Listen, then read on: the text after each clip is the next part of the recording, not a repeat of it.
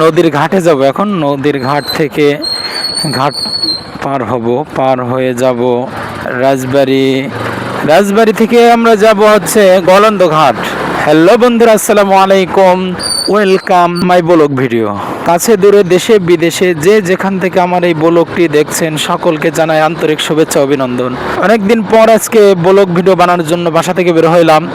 তো আজকের উদ্দেশ্য হচ্ছে এই পাবনা থেকে আমি যাব এখন রাজবাড়ি।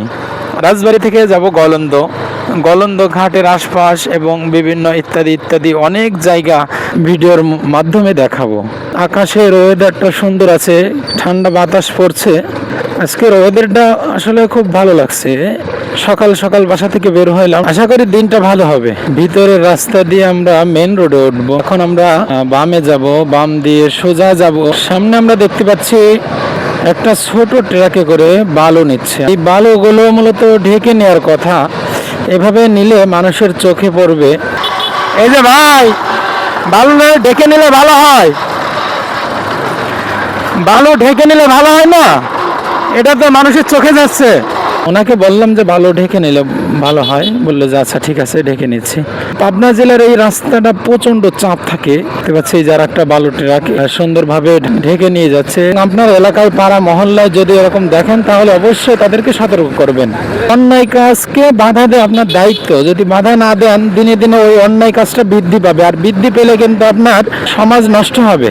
আপনারা সমাজের সচেতন নাগরিক, সতর্ক হন এবং দেশকে এগিয়ে নিয়ে যান, পুরো জাতিকে এগিয়ে নিয়ে যান। আপনারাই পারবেন আমাদের সমাজকে ভালো করতে। ফাঁকা রাস্তা, গাড়ি টানতেছি অনেক জোরেই। আজকে সকাল সকাল 6:20 এরকম বাজে।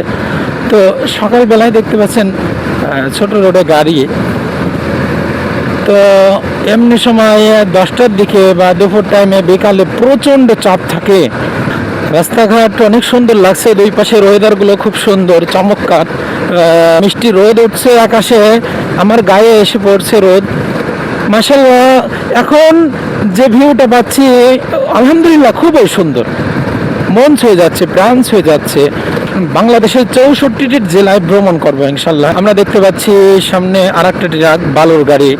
তো মাশাআল্লাহ, এই গাড়িটা ঢেকে নিয়ে যাচ্ছে, এই গাড়িটা মূলত ঢেকে নিয়ে যাচ্ছে। এই গাড়ির মতো যদি প্রত্যেকটা গাড়ি ঢেকে নেয় তাহলে মনে হয় মানুষের চোখে যাবে না। মূলত সত্যি কথা বলতে যে সমস্ত ট্রাক ভাইয়েরা এই বালুগুলো ঢেকে নেয় না, তারা একটু চিন্তাও করে না যে পিছনে কত ছোট ছোট ভ্যান, রিক্সায় করে মানুষের চলাফেরা করে, তাদের চোখে গেলে চোখে কত সমস্যা হতে পারে, ইনফেকশন করতে পারে।